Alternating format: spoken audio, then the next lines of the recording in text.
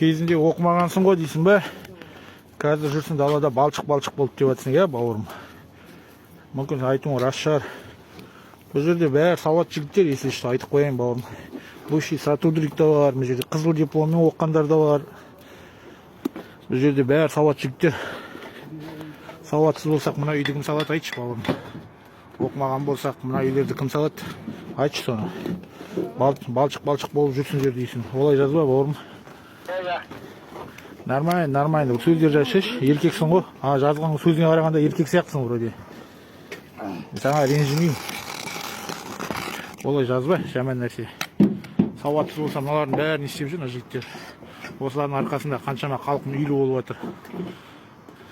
Өзіміздің қазағымыз үшін салып жатқан үйлер осы. Сен сияқты, блин, негатив жігіттерге арнап салып жатқан жоқпыз видеомызды.